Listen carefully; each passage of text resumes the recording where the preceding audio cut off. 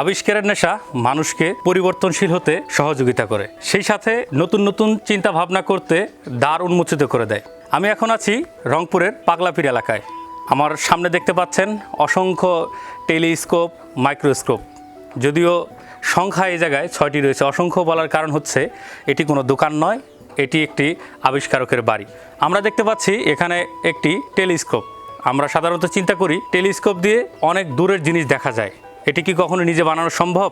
এই অসম্ভব কাজটি সম্ভব করেছেন স্কুল শিক্ষক হারুনুর রশিদ। তার মুখেই শুনবো আজকে তার এই বিজ্ঞানী হওয়ার, আবিষ্কারক হওয়ার এই গল্প। শুরুটা হয়েছে আমার মনে হয় যখন আমি স্কুলে পড়ি, তখন তো বিজ্ঞানের অনেক অভিনব জিনিস দেখার পর থেকে আমার মনে একটা ইচ্ছে যে না, আমি এই ধরনের একদিন হব। এটাই কিন্তু আমার শুরু। এই ইচ্ছেটাই আস্তে আস্তে আমি কাজে লাগিয়েছি। এবং যখন আমি ক্লাস 7-এ পড়তাম, তখন আমি একটা প্লাস্টিকের বিমান তৈরি করেছিলাম। আমার তো ওই সময় জ্ঞান ছিল না যে প্লাস্টিকে বিস্ফোরণ হবে। হ্যাঁ, ছোটো ক্লাস 7-এ পড়তাম তখন ওইটা মনে করেন কিছুদিন যাওয়ার পরে ওটা আগুন ধরিয়ে একজনকার ধান খেতে পড়ে গেছে, কিছুটা ক্ষতি। এরপর আমি আবার ইন্টারে যখন ফার্স্ট ইয়ারে, তখন সায়েন্স পেলাম সোভিয়েত রাশিয়া লুলুমা ইউনিভার্সিটি। সাবজেক্ট ছিল manufacturing and maintenance of machinery, কিন্তু আমার পারিবারিক কারণে ওটাতে যাওয়া হয়নি। আপনার টেলিস্কোপগুলো মূলত কি কি দিয়ে তৈরি? টেলিস্কোপগুলো আপনারা দেখতে পাচ্ছেন স্কেলটন, যার ফ্রেমটা কমপ্লিট লোহার বিভিন্ন পাত, এগুলো পাত দিলে কাটিয়ে এগুলোকে তৈরি করা হয়েছে। চোঙগুলো প্লাস্টিকের। মূলত কয়টা যন্ত্র আছে এখন আপনার আবিষ্কার? আমার আবিষ্কার যন্ত্র 6টা। যন্ত্রগুলোর নামগুলো? 6টার মধ্যে হলো 3টা হলো মানে আপনার শক্তিশালী অনুবীক্ষণ যন্ত্র, আর 2টা হলো টেলিস্কোপ, একটা হলো রিফ্লেক্টিং অ্যাস্ট্রোনমিক্যাল, আর একটা হলো ওয়ার্ল্ড ভিশন, আর একটা হলো প্রজেক্টর মেশিন। এই যন্ত্রগুলো তো আমরা জানি যে অনেক রেয়ার। হ্যাঁ। আপনার এই যন্ত্রগুলো তৈরি করতে কেমন টাকা খরচ হয়েছে? আমি যখন যেটা পাইছি তখন সেটা নিয়েছি। হাট বাজারে গেছি, রাস্তাঘাটে গেছি, শহরে ঘুরছি, ঢাকা শহরে ঘুরছি, বিভিন্ন ভাঙড়ির দোকানে ঘুরছি। যখন যেটা চয়েস হয়েছে ভাই এটা লাগবে, ঠিক আছে নিয়ে যান। অনেকে এমনি দিয়েছে, অনেকে আবার তার কাছ থেকে কিনেও এনেছি। এরপরে মনে করি আমি যতগুলো জিনিস কিনছিলাম ঢাকায়, এরা অলরেডি আমি 19-21 বছর ওই দেশের দক্ষিণাঞ্চলে থাকাতে এগুলো আমার ওয়াস্ট হয়ে গেছে। এগুলো থাকলে আমি আরও অনেক উপরে উঠতে পারতাম। আমার কথা সফলতা আসবে কি আসবে এটা আমার দেখার কথা না। আমার কথাই আমার শখ। মানুষের তো শখ থাকে, আমার শখ এগুলোই ভালো লাগে, এটাই। আচ্ছা, এই যন্ত্রগুলো তৈরি করতে আপনি কি কি বাধার সম্মুখীন হয়েছিলেন এবং এই বাধা বলতে মনে করেন বাধা আসে স্বাভাবিক, তার কারণ এগুলো তো প্রত্যন্ত গ্রামে, এগুলো তো মূল্য বোঝে না। আর তাছাড়া এগুলো যখন শব্দ হয় রাতে অনেকেরই ডিস্টার্ব হয়, তাড়াতাড়ি সহ্য করতে পারে না। যার জন্য আমি আমার কাজগুলো করতাম রাত 12টার পর। মানে গভীর রাত, রাত 12টার পর আরম্ভ করতাম, 2টা, 2:30, 3টা, কখনো ফজরে যেত, কাজ চলতে আছে।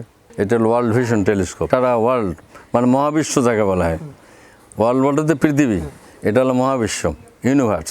আকাশের সমস্ত কিছু দেখা যায়। হ্যাঁ, আকাশ বাদেও মানে আমাদের দৌড় তো প্রথম আসমান পর্যন্ত, এরপর তো যাইতে পারবো না। আর তাছাড়া প্রথম আসমানের মধ্যে আল্লাহ সব কিছু দিয়ে দিয়েছে, চন্দ্র সূর্য গ্রহ উপগ্রহ সব। হ্যাঁ, এখানে এটা দিয়ে ধরা যাবে। এইটাকে চাচ্ছিলাম আমি। এটা ইলেকট্রনিক্স টেলিস্কোপ, মাইক্রোস্কোপ। এটা মনে করি আপনার এর মধ্যে সব কিছু। এখানে ইলেকট্রনিক্স মাইক্রোস্কোপ এটা করার পরিকল্পনা করছি। এটাতে কি দেখা যাবে? ওই যে অনুবীক্ষণ, ক্ষুদ্র মাইক্রো এলিমেন্টস যেগুলো আমরা চালিয়ে করে দেখতে পারি না, এগুলো বড় দেখা যাবে। এটা হলো রিফ্লেক্টিং টেলিস্কোপ। আমি লেন্স থাকলে আপনাদেরকে এখনো ভিউ দেখাইতাম। আচ্ছা, এটাতে কি দেখা হয় মূলত? এটা দিয়ে চন্দ্র সূর্য গতিবিধি, তারকার গতি, চন্দ্রগ্রহণ দেখি।